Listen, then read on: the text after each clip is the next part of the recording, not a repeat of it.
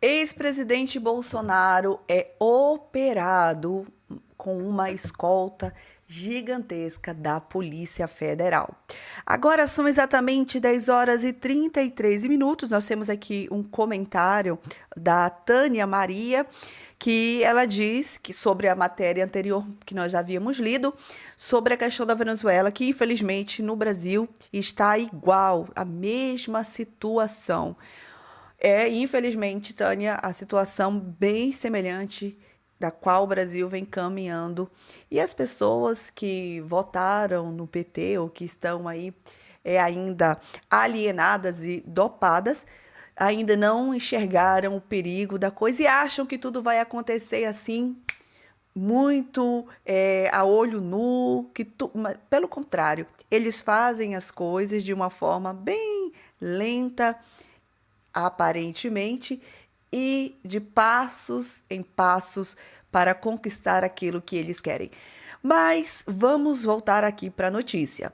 Ex-presidente Bolsonaro é operado sob escolta da Polícia Federal. Confira essa informação. Pessoal, boa tarde. Eu sou o Dr. Cláudio Birolini, sou cirurgião que conduziu a cirurgia. Dr. Brasil Caiado, o cardiologista que está acompanhando, esteve conosco durante o procedimento operatório. Então, o procedimento cirúrgico realizado hoje transcorreu de acordo com o previsto, que foi uma hérnia inguinal bilateral dos dois lados. Então, o presidente tinha uma hérnia que a gente chama do tipo misto, era uma hérnia direta e indireta, é o termo técnico, e foi corrigida, foi feito um reforço da parede abdominal, foi colocada uma tela de material plástico que é o polipropileno. O procedimento transcorreu sem nenhuma intercorrência. Ele tomou anestesia geral, ele já está acordado, já está no quarto, inclusive. Agora, no pós-operatório imediato, ele deve se alimentar.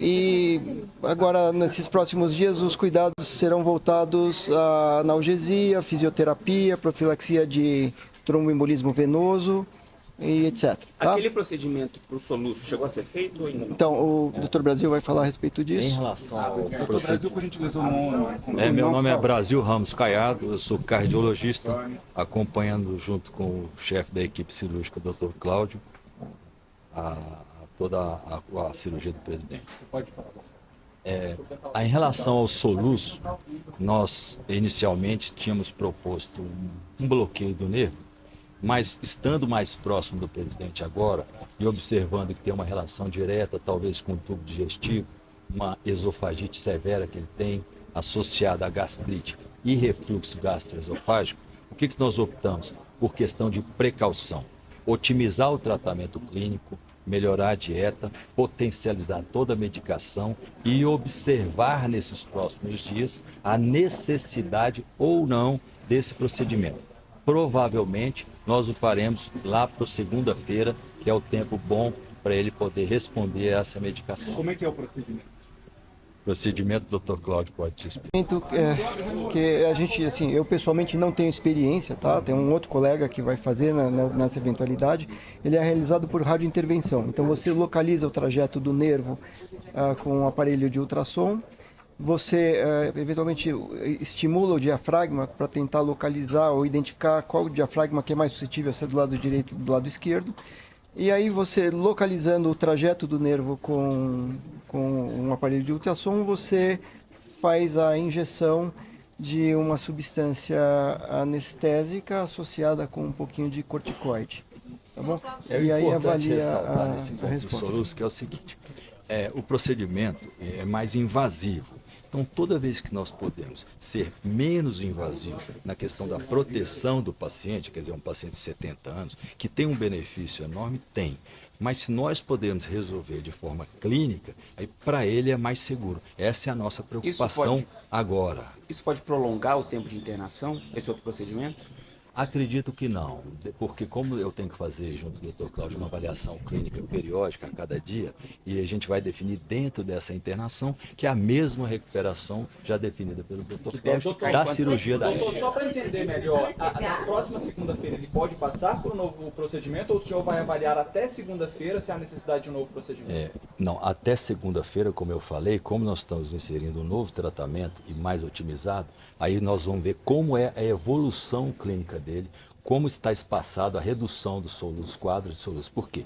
Porque o soluço é um sintoma dele que preocupa muito, porque ele gera muito cansaço nele, prejudica o sono. Quer dizer, você num pós-operatório precisa do organismo se recuperar e ele está sendo praticamente agredido por esse soluço. É uma preocupação recorrente nossa e dele também, mas nós estamos muito de olho nisso aí. É um ponto central hoje, além da cirurgia, é essa questão de resolvermos o soluço, na medida que for possível.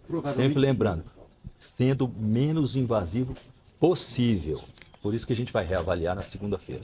Não sabemos. Uma pergunta. Então, a previsão é a que a gente já havia estimado, entre 5 e 7 dias, tá bom? Vai depender um pouquinho de se nós vamos ou não fazer esse procedimento sobre o nervo frênico. Vamos falar mais sobre o procedimento de hoje. Foi como vocês esperavam ao abrir o ex-presidente? Estava mais ou menos como vocês tinham pensado? Alguma dificuldade ou estava mais fácil? Não, o achado intraoperatório foi muito o que nós esperávamos. Tá? Ele tinha então a hérnia bilateral, era maior do lado direito. Do lado esquerdo era uma hérnia ainda numa fase inicial, mas que se não resolvesse agora, daqui a alguns meses ele ia desenvolver o quadro clínico do mesmo jeito que desenvolveu do lado direito. Então já foi feita a correção de ambos os lados. É um procedimento bem padronizado, técnica chamada de Liechtenstein, que é o que nós chamamos a técnica cirúrgica que foi utilizada. E o procedimento foi absolutamente sem nenhuma intercorrência, foi totalmente dentro do previsto. Ele vai ficar na UTI esse período? Não vai ficar na UTI, inclusive ele já está no quarto. Ele já fez um período de 1h30 de recuperação anestésica, até acordar, também acordado, e ele acabou de vir para o quarto. E os próximos passos? Fisioterapia? Ele falou alguma coisa quando voltou da anestesia? Falou alguma coisa para você? Eu não sei, nada especial. Mas ele está falando normalmente. Tá falando normalmente. Se fosse uma UTI no quarto, vão ter equipamentos de UTI no quarto para recuperação ou não é necessário? Não, veja, aqui o quarto aqui do hospital deve estar já é como se fosse uma unidade semi-intensiva, entendeu? Então ele tem equipado com monitores, etc. E aí são feitos os controles periódicos, então ele está bem assistido nesse aspecto. E começa a fisioterapia quando? A gente vai segurar por a gente até amanhã. A cirurgia mesmo demorou quanto tempo? De pele a pele foram o quê? 3 horas. 3 horas. Mais ou menos. Demora um pouquinho mais para indução anestésica, acordada anestesia. Pós-operatório, porque em qualquer paciente, não nele, a gente tem a prevenção de infecções, a prevenção de trombose, que é um evento recorrente em pós-operatórios. Então tudo isso agora requer um cuidado especial que nós vamos estar do lado dele o tempo todo para prevenir. E vai ser necessário mais algum procedimento, além desse que você citado? Talvez durante a internação a gente repita alguns exames. Uma coisa que provavelmente eu vou pedir para que ele faça é repetir uma endoscopia para avaliar justamente essa questão da esofagite, da gastrite, do refluxo. Ele fez a última endoscopia, deve estar fazendo uns 3 meses, então a gente deve repetir agora durante a internação. Mas também não sei quando, eu vou ver qual é o momento certo. E depois da alta ele conseguiria continuar tranquilamente na superintendência da Polícia Federal, com o A gente tratamento? não sabe disso. Vamos avaliar, né? Isso aí é uma coisa que não dá para responder agora. É muito precoce você dar uma opinião, porque a gente depende da evolução. Repito, ele tem 70 anos, quer dizer, é um cuidado maior do que o normal, que é comum nessa idade. A gente tem um cuidado específico. Mas vocês vão Mas indicar- o que vai saber daqui uma semana, acho difícil. Né? No momento a gente não pode. Vocês vão indicar prisão domiciliar para... Essa questão mais técnica, a gente vê passo a passo. O que a gente pode falar para vocês, como foi a cirurgia hoje e observar a evolução nos próximos dias. Mais do que isso, acho que seria imprudente da nossa parte. Uns 5 dias pelo menos. Pós-operatório, Assim, ele precisa estar bom o suficiente para fazer o que a gente chama de autocuidado, que é tomar banho, é se vestir, é se movimentar, é comer, tá? A gente entende que nesse momento, para ele tomar banho, ele precisa de ajuda, né? Então não dá para ele estar num lugar onde ele fica desassistido. Então, a partir do momento que a gente julgar que ele tem condições de sair do hospital, a gente vai ver qual é o melhor caminho, ou indicar qual é o melhor caminho para ele. E daria para isso acontecer em 7 dias? Conseguir fazer um advogado? É uma previsão, é o que a gente prevê. A gente avalia no dia a dia, né? Como é que ele está, como é que ele se sente, se tem dor, se não tem dor, etc. E aí a previsão é de... O senhor volta para São Paulo ou fica mais alguns dias aqui? Não, a minha intenção é ficar aqui enquanto ele estiver internado. Deus. Como você acabou de assistir esse vídeo, aonde os médicos que fizeram a cirurgia do presidente Bolsonaro passam todas as informações para os jornalistas de como ocorreu a cirurgia, de o que foi a cirurgia, a 8ª cirurgia do presidente Bolsonaro. Mas algo que eu gostaria de destacar aqui para você é que, mesmo sendo a 8ª cirurgia, obviamente um homem de 70 anos de idade, aonde teve a barriga aberta, o seu peito de ponta a ponta, como tem N fotos na internet, nas redes sociais, da cirurgia do Bolsonaro, ele foi escoltado por uma quantidade desnecessária de policiais da Polícia Federal. Uma pessoa que sofre aqui um soluço, que o médico acabou, um soluço que ele não para, é recorrente. É uma pessoa que, se qualquer ser humano sabe que se você não dorme, você vai ter consequências severas nisso. Uma pessoa que ela não consegue dormir, uma pessoa de 70 anos, uma pessoa que tem um histórico de 7 cirurgias, essa sendo a 8ª cirurgia, de todas as formas, eles evitando em não ter que estar fazendo novas cirurgias, estar fazendo novos procedimentos médicos. Todo mundo sabe que a possibilidade de alguém que está hospitalizado ter uma infecção hospitalar é gigantesca, porque a imunidade está baixa. O alto nível de estresse e de tensão que o Bolsonaro tem vivenciado todos esses anos, desde quando ele resolveu se candidatar à presidência do Brasil, é assim algo alarmante, e ainda as pessoas acharem que é correto, é normal essa quantidade de policiais que escoltaram Bolsonaro.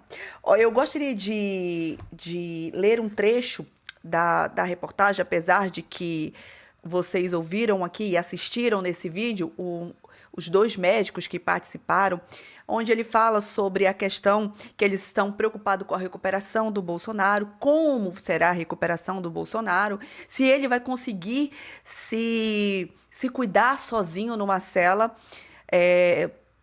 da Polícia Federal, porque ele precisa de ajuda. Todo pós-operatório, gente, é assim algo absurdo. É algo assim absurdo o que o Bolsonaro tem vivenciado nesses últimos meses, por ter sido preso com a alegação de que ele poderia fugir. É algo assim que nós não conseguimos entender, compreender, e juridicamente, acompanhando muitos advogados e juristas, expondo que tudo isso que ele tem vivenciado é descomunal para a realidade dos fatos, para impedir uma suposta fuga do presidente Bolsonaro. Mas eu vou ler um trecho dessa reportagem. Os médicos, segundo as últimas informações, iniciando aqui, o procedimento começou por volta das 9h40 da manhã de ontem, horário de Brasília, e terminou conforme o planejado e sem a necessidade de internação. E também o Bolsonaro permanece em recuperação no quarto, como vocês assistiram aqui no vídeo. Vigiado, olha, eu quero ressaltar isso aqui, vigiado 24 horas por agentes da Polícia Federal, que garantem transporte, segurança e escolta contínua durante todo o período de internação, conforme determinação judicial. Gente, é surreal isso. É surreal. O próprio filho dele, o Carlos Bolsonaro, ressaltou que o que eles fazem, isso psicologicamente com alguém, é para a pessoa completamente se desestabilizar. Você está se recuperando, você tem grandes chances de ter que passar por